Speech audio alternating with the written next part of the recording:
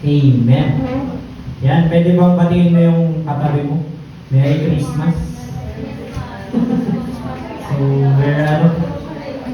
ilang araw na lang, we're 5 days away. No? So, matutuwa na naman yung mga bata. Pero ang sinisigurado ko, yung mga inaanak ko, hindi masyado matutuwa. So, ayun, Merry Christmas po. No? So, 2,000 years ago, Mary delivered, parang sa Facebook galing pa, Mary delivered a child, and that child delivered us. Diba? So, sige, let us pray muna before we start. Yes, Lord, the Heavenly Father, Lord God, maraming salamat, O Diyos, for you came into this world to save us, not to condemn us, Lord. Tapos, Lord, nandito ka to serve us, Lord. Iligtas kami, Lord God. Lord, it's not the Christmas, Lord, it's not about the gifts. It's not about Santa Claus, but it's all about you, Lord. And Lord, wala na kaming hahanapin pa, Lord God. Sa'yo na, Lord God, ang puso namin, Lord God. At nawa, Lord God, kami, Lord God, ay mapunta, Lord, sa piling mo, Lord God, forever, Lord God. Lord, maraming salamat, O Diyos. And Lord, sa pag-aaralan namin, Lord. Sa gabing ito, Lord God, help us, Lord, to understand your word, Lord God. Tulungan niyo po kami, Lord God, na may apply, Lord, yung mga salita, Lord God, na i-share mo sa amin, Lord God. And Lord, itago niyo po ako, Lord, sa inyong likuran, Lord. Sa gayon, Lord, ay yung mga salita niyo lamang, Lord, ay yung maibabahagi, Lord, sa bawat isa. And Lord, we pray, Lord, for our heart, Lord, na makikinig sa iyo, Lord God, at isasabuhay, Lord, yung mga salita mo, Lord God. Lord, maraming salamat po. Ito po aming panalangin sa pangalan ni Jesus. Amen. Amen. Sige, pwede mong palakpakan pa natin si Lord. Parang bitin yung praise and worship na nilid sa atin yan, ni Sister Rochelle. Siguro sa worship night, ano yan? Yari ka. Ikaw na ang next. Anyways, no? So, ito na naman po tayo. Another midweek. Meron na naman tayong pag-aaralan and tatakil na rin po ito last 2 weeks. It's all about patience. So, I believe very familiar ng bawat isa. Pasensya. Ako familiar ako dito, pero hindi ko siya masyadong gusto. Kasi ako din, maliit lang ang pasensya ko. So, ayun, let's read our verse muna before we start. No? So, sabi diyan sa James 5, James 5:8. No? So, basahin na lang siguro natin ang sabay-sabay.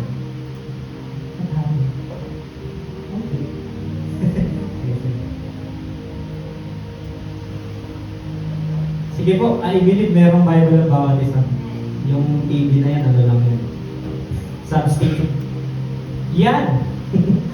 Sige, sabay-sabay po natin basahin. James 5:8.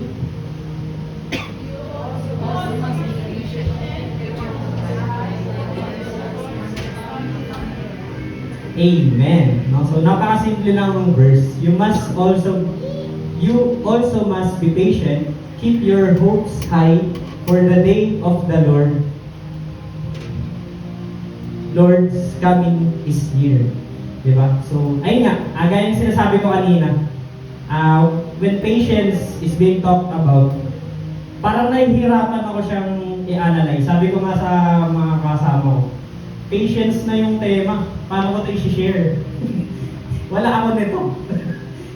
Wala akong may i-share dito. Kasi yung pasensya, mahina ako dun eh. Pag sa kalsada, ang hina ako. Konting mali lang ng mga jeep, mga motor. Yung pasensya ko, ayan, bubusin na ako naman. Ayan. Sa kapatid ko din, yan. Talaga, dyan ako nasusubok sa pasensya. So, pero ayun nga, salamat na lang, meron tayong word kasi siya yung nag-guide sa atin. So ayun nga, when you say patience, sabi dyan, patience is the capacity to accept or tolerate delay, trouble, or suffering without getting angry or upset. So parang sa madaling salita, ito yung pagtanggap mo sa any trouble, any delay, or any suffering. Sa madaling salita, ito yung pagtanggap mo sa isang bagay na hindi mo gusto. Ganun lang siya kadali. Sa madaling salita. So, ano bang example na ito? Wala akong masyadong mabigay pa na example, pero sige mamaya, meron akong i-share. So, sa dictionary, when you say patience, ayan po yung meaning. Ibig sabihin lang, tinatanggap mo yung hindi mo gusto. Pinagpapasensyahan mo. Di ba? Parang yung kapatid mo, hindi mo gusto yung ginawa niya. Pinagpapasensyahan mo. Di ba? Yung sa kalsada rin, hindi mo gusto yung ligo nung driver na yun. Pero, pagpapasensyahan mo siya. So, ayun yung patience. Pero, when you say biblical, ano ba yung biblical meaning ng patience? Wala pa. Wait. Ba't ako tumitingin? Sorry. At sunod ka na sa akin Mr. Jackson. So, pag sinabi namang biblical, in terms of biblical, ang ibig sabihin ng patience is more on endurance, di ba? Parang endurance, perseverance, and trust sa Panginoon despite sa challenges. So, marami tayo masyadong nakitang example yan sa Bible. Example, si Job, di ba? Siya yung pinaka-best example ng patience. Grabe yung suffering na binigay sa kanya ni Satanas, na inalaw ni Lord, pero nagpasensya siya hanggang dulo.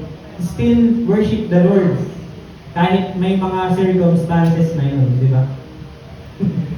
Ayun, di ba? So, sa madaling salita nga, pag sinabing patience, pag titignan mo siya sa Bible, sa madaling salita, ito lang yung yung endurance mo, or perseverance, pagtsatsaga, di ba? Sa mga challenges na binibigay sa ni Lord. So, lahat tayo may challenges, amen po ba? So, you must be patient in it. Kasi nga, kung babalik tayo dun sa verse, for the day of the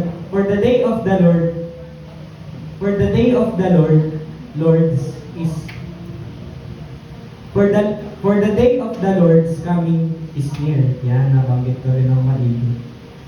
So, ayun nga, when you say patience, sa madaling salita, sa wordly, I mean sa dictionary, sa madaling salita, ito yung pag-accept mo sa bagay na hindi mo gusto. In biblical term naman, it's all about endurance. Ano mang pagsubok ang hirap sa iyo, mga problema, mga pagsubok, kaharapin mo yan kasi meron kang patience. Yung mga palaging nasasabi ng mga song leader natin, that's patience, di ba? Kasi nagtitiis ka, pinagtsatsagaan mo. Hirap ka na sa sitwasyon na to, pero pinagtsatsagaan mo pa din, di ba? So, ayun nga, other thing, upon meditating dito sa idea na to, na-realize ko, bakit nga ba may patience? Bakit ba nagiging present or bakit nag-exist ang patience sa tao? So, meron akong napag-alaman ayon sa isang survey. Sabi dito, tayo daw mga tao, we want control sa buhay natin. We want things to be controlled. Example, mga estudyante. Sino mga estudyante dito? Di ba? We want control. Planado natin lahat. Mag-aaral ako 4 years ng grade. High school pa ba tawag? Tama, 4 years ng high school, 2 years ng senior high, 4 years ng college, tapos work. So, ang perfect, di ba? Nag-pandemic, bang! Iba nag-stop, di ba? So, hindi naging kontrolado. So, ayun nga, sa madaling salita, tayong mga tao, we want control dito, sa mundo. So, gusto natin, lahat ng ginagawa natin, lahat na na-experience natin dito sa lupa, kontrolado natin. And, normal naman siguro yun. Kaya nga tayo minsan, gumigising tayo ng maaga para hindi mali. Ginagawa na agad natin lahat para maipasa natin yung assignments natin sa nakatakdang oras. So, ayun lang. Sa madaling salita, we humans desire about control. And kapag nawawala yung control na yun sa atin, doon pumapasok yung patience. Nawawalan tayo ng pasensya. Ano ba yan? Traffic? Parang ganyan, di ba? So parang pag out of control na natin yung nangyari, nawawalan tayo ng pasensya. So sabi ni David G. Allen, isa siyang businessman. Di ko alam kung ba't sinama ko siya dyan. Pero makakatulong naman ko sa atin. Sabi dyan, patience is the calm acceptance that things can happen in a different situation that that the one you have in mind. So sa madaling salita, ibig sabihin daw ng patience, ito yung sinasabi kanina, na pagtanggap mo sa isang sitwasyon na kahit hindi ay yun nasa isip mo, ay yun nangyari. Diba? So, ayun nga, for example nga, yun nga, yung minsan madalas traffic. Actually, expected na dapat natin yung traffic, diba? Pero, ayun nga, patience, diba? So, ang dami mo sinasabi dito, no? Pero meron lang akong dalawang gustong iklaro dito sa pag-uusapan natin para matuloy na natin. So, number one, wala pa pala yan. Things happen unexpectedly. So, sa madaling salita, ang dami kong madaling salita na sinasabi. Yung mga bagay na nangyayari, unexpected siya nangyari. Ako di ko rin in-expect na until now, nag-aaral pa rin ako eh. Dapat ngayon, nagtatrabaho na ako eh. Tumutulong na ako sa pamilya eh. Pinag-aaral yung mga kapatid, ang mga babae. Magbibigay ng baon, 20 pesos. Sa QC pa siya papasok. Ayan, di ba? So, things happen unexpectedly. So, lahat ba kayo, in-expect na ganito yung mangyayari sa panahon ngayon? So, di ba? Lahat ng nangyayari halos unexpected. And pangalawa, merong thing. Kanina sabi, things happen unexpectedly. May mga nangyayaring bagay na unexpected. Pero, kabaligtaran naman dun, may mga bagay din na mangyayari na sigurado at ine-expect natin. Going back to the verse, sabi dyan, you also must be patient, keep your hopes high, for the day of the Lord's coming is near. So, I'm talking about the coming of the Lord. Di ba? Parang itong mga linggo, puro ganito pinag-usapan natin. So, meron tayong ine-expect na darating. So, tayong mga Kristiyano, meron tayong ine-expect na darating. So, sino ba yun? Si Lord, yung pinanganak this season. Umangat na siya sa langit, bumalik na siya, pero babalik siya ulit dito sa lupa para kunin tayo. So, sa madaling salita, kailangan natin ng patience sa pang-araw-araw to deal with those circumstances na nangyayari unexpectedly. Kasi nga, kung hindi, ang mangyayari ganito. Ay, nag-pandemic, ayoko na nga. Diba? Parang kapag may mga nangyaring bagay na hindi natin gusto, titigil na tayo. Ay, late na ako masyado. Huwag ko na nga ituloy. Ay, chinismis ako. Parang gulo. sorry, mali. Ay, ganito. Ayoko na. Diba? So, imagine nyo imagine mo yung Kristiyano, tapos hindi, walang pasensya. So, parang, hindi bagay. Kasi ang utos ni Lord, mahalin mo yung kapwa mo tapos wala kang pasensya. So, paano kaya mangyayari yun? So, anyways, ayun lang. Sa madaling salita, kailangan natin ng patience sa pang-araw-araw. We need patience in every aspect of our lives. Kasi nga, things happen unexpectedly and dapat handa ka. Lahat ng fruit of the Holy Spirit dapat will-work out mo or ni-utilize mo sa buhay mo. Kasi kapag hindi, mabilis kang mag-breakdown. Mabilis kang maapektuhan ng mundo. Naalala ko nga si sabi ng isang pastor, kilala niyo na siguro itong pastor na to. So, things happen, kahit anong problema mo dyan, yung mundo, gagalaw pa din. Diba? Kung magbukmuk ka dyan, yung earth, iikot pa din. Gagawin niya pa rin yung function niya. Yung mga ibon, lilipad pa din. Yung mga isda, lalangoy pa din. Diba? So, bakit ka ba nagmumukmuk dyan? Diba? So, you need patience. Things happen na hindi mo gusto, pero you must live the moment. Kailangan harapin mo yun sa pang-araw-araw. So, ayun. Sige, start na tayo. So, meron lang akong tatlong bagay na gusto i-share na dapat present sa buhay natin in this aspect. Diba? Sabi diyan, patient must be present. Number one, when you love. Yan. Ay, yung sinasabi ko kanina. Bilang Kristiyano, sabi sa John 13, verse 34, sabi diyan, you love one another as I have loved you. that you also love one another. Diba? So, isa sa utos ni Lord, isa sa dalawang utos ni Lord is mahalin natin yung kapwa natin. Mahalin natin si Lord ay number one, with all your heart, with all your soul, with all your strength. And pangalawa, love one another. Yung ibang, love your enemy pa eh. Diba? So, paano ka magmamahal kung wala kang pasensya?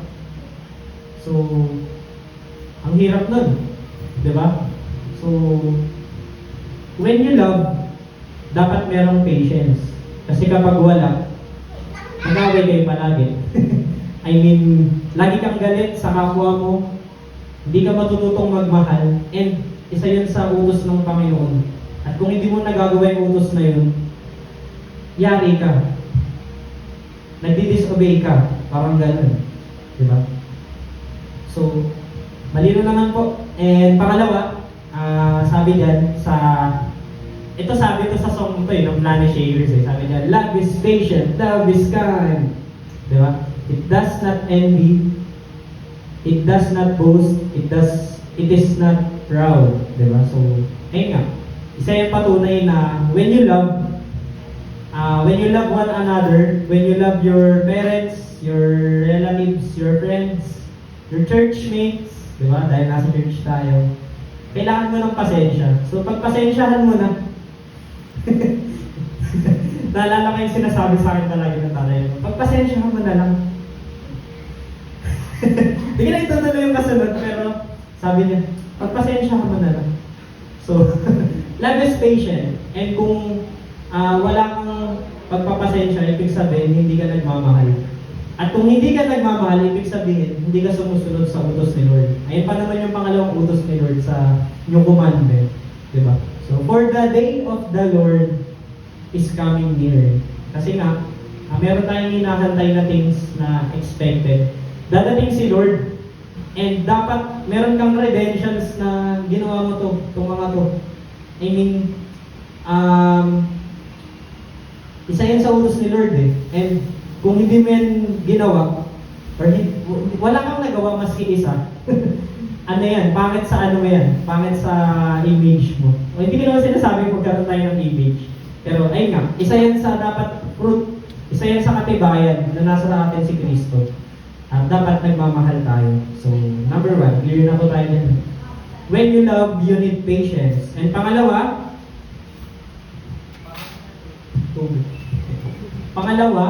when you have a goal.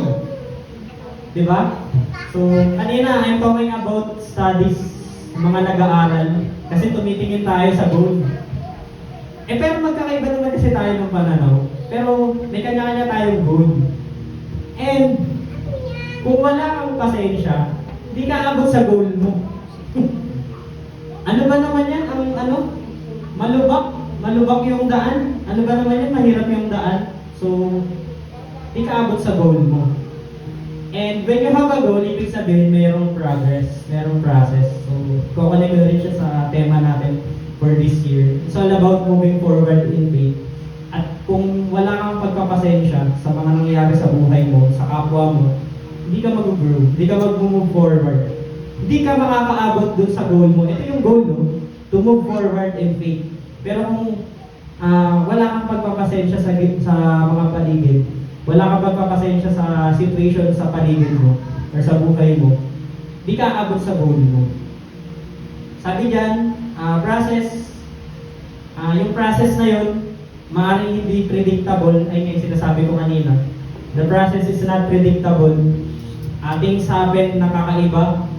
Maraming pwedeng mangyari, pero dapat handa tayo dun sa mga next na mangyari. So, isa pa sa tinuturo sa atin ni Lord, it's all about patience. All about patience is, syempre, yung sinasabi sa Psalms 27, verse 14.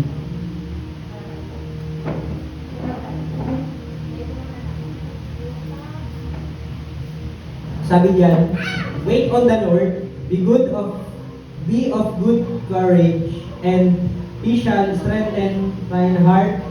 Wait, I say, unto the Lord. Diba? Gusto ko i-emphasize yung word na wait. Wait on the Lord. Diba? Lahat tayo dito may goal. lahat yung gusto na natin siyang mangyari. Pero ang tinuturo din dyan is mag-wait. Maging mapagpasensya ka. Hantayin mo. Merong timing si Lord and dadating din yun. Merong direction si Lord, sundan mo yun. Merong guidance si Lord, sundan mo yun. Diba? So, when you have a goal, you need patience. And kailangan marunong tayong maghantay, marunong tayong tumiming. Alam dapat natin, or hantayin natin yung timing ng Panginoon for us to go with that goal. Diba? So, number 2 yun. Bibigyan ko po kayo ng isang example. Merong isang character sa Bible, kilala naman natin lahat sila, Abraham. Diba? So, merong prophecy sa kanya si Lord na magkakaroon siya ng anak. Matanda na siya. Ang sabi sa kanya, magkakaanak ka.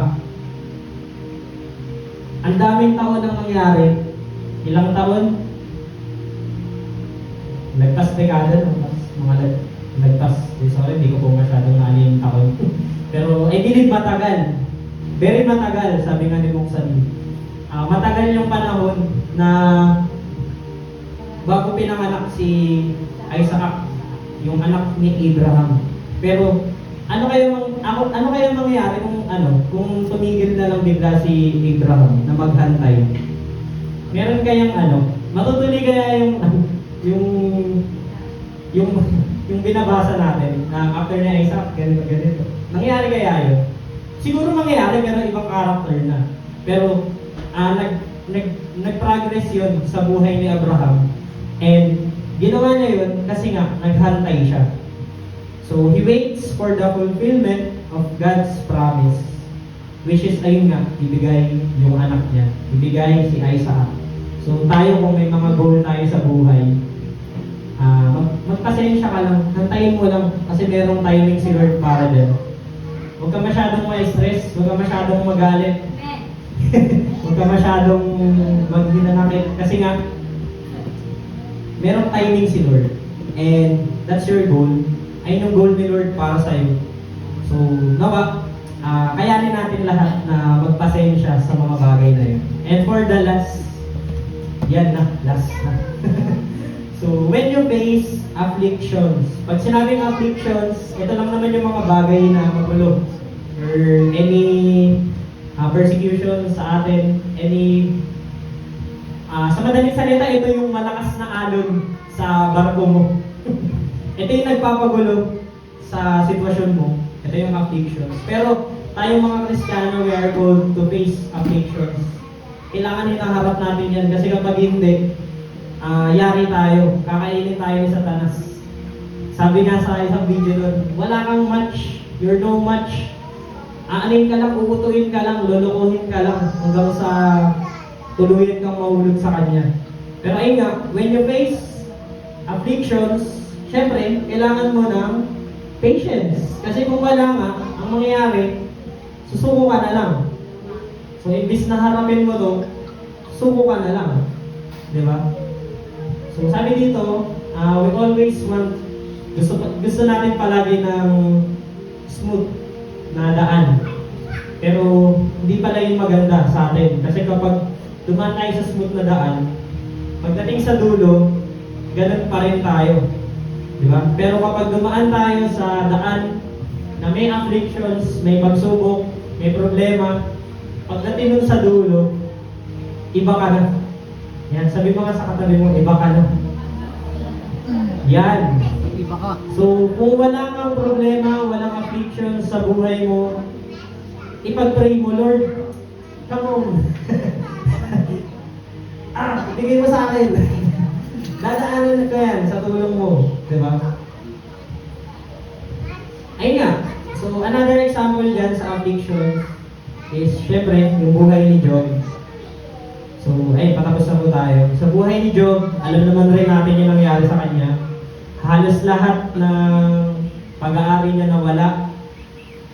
Pamilya niya, naubos. Siya na lang yung natira. Kahit damit niya ata, talagang wala na. Nakahubad na lang yung siya. Pero ito yung sinabi ni Job. Naked I came from my mother's womb, and naked I will depart. The Lord gave, and the Lord has taken away. May the name of the Lord be praised. Ayan po yung sinasabi ng isang tao na kinuha na sa kanya na lahat. Ang hirap. Ang hirap. Ako actually nahirapan ako intindihin ito eh. Talaga ba, Joe? Sasabihin mo yan? Eh sa akin nga, kunin lang yung motor ko.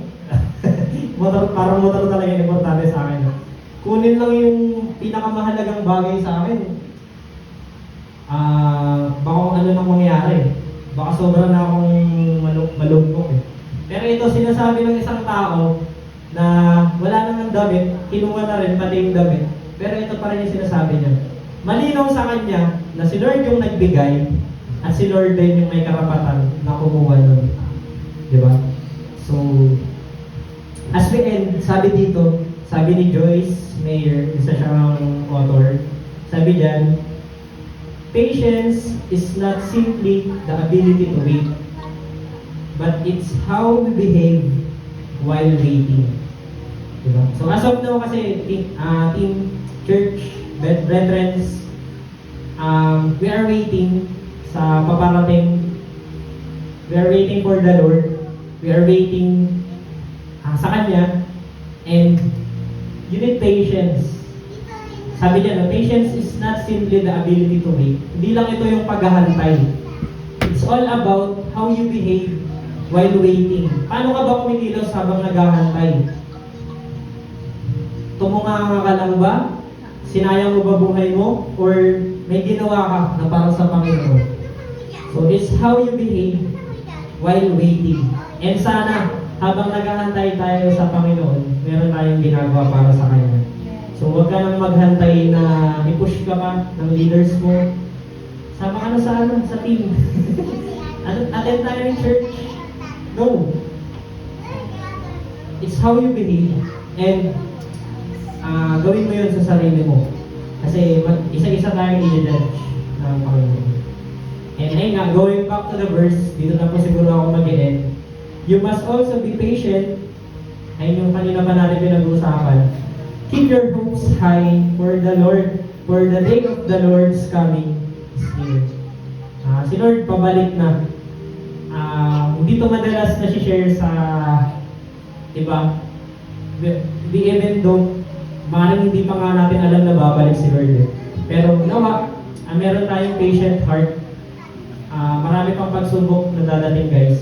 Marami pang mga problema, afflictions, pero nawa, yung patience sa atin, nananatili.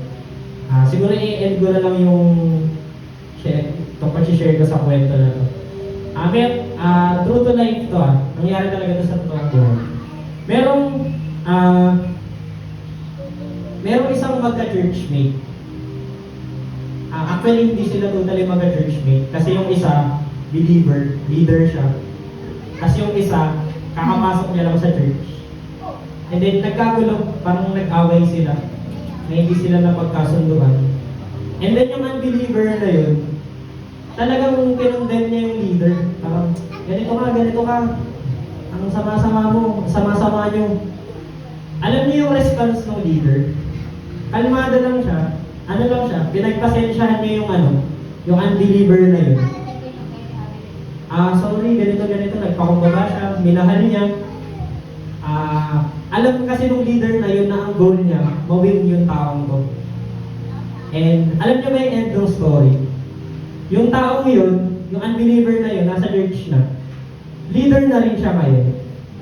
Diba? So, yung patience, nag-paid off siya. Nakawin ng isa. So, yari na naman ng mga demonyo. Malungkot na naman sila. Diba? So, sige, let's end this po. Let's pray. Yes, Lord, Heavenly Father, Lord, we thank you, Lord God. Dahil ikaw ay patuloy, Lord, ay nagbibigay, Lord, ng pasensya sa amin, Lord God. Salamat, O Diyos, dahil ikaw, Lord God, ay nag-iingat sa amin sa pang-araw-araw. And Lord, we thank you, Lord, for the word you have shared with us, Lord God. Salamat, Lord, sa araw, Lord, na binigay niyo po sa amin, na kailangan namin, Lord, ng pagpapasensya, Lord, in every aspects of our lives. Dahil ito, Lord God, yung tool namin, Lord, to persevere with you, Lord God, to move forward with you, Lord God, and to love with you, Lord God. And Lord, Nawa, Lord God, mas bigyan niyo po kami, Lord, ng puso, Lord God, na magpasensya, Lord God. Lord, yung mga bagay, Lord, na nagkukos, Lord, ng galit sa amin, Lord, ng init, Lord God, sa mga situations namin, Lord. Lord, palitan niyo po ito, Lord God, ng peace, Lord God, na nanggagaling sa iyo. Palitan niyo po ito, Lord God, ng joy, Lord, na nanggagaling sa iyo. Nang sa gayon, Lord, hindi po kami, Lord, maging distracted, Lord, sa mga bagay na ito, Lord God. Lord, maraming salamat. Ingatan niyo po, Lord, yung bawat isa. And let your word ay magrema, Lord, sa aming mga puso. Nang sa gayon, Lord, sa darating na Pasko, Lord God, yung puso at yung pag-ibig mo, Lord God, ay yung manaig sa amin, Lord God. Lord, maraming salamat po. Ito po ang aming panalangin sa pangalan ni Jesus. Amen.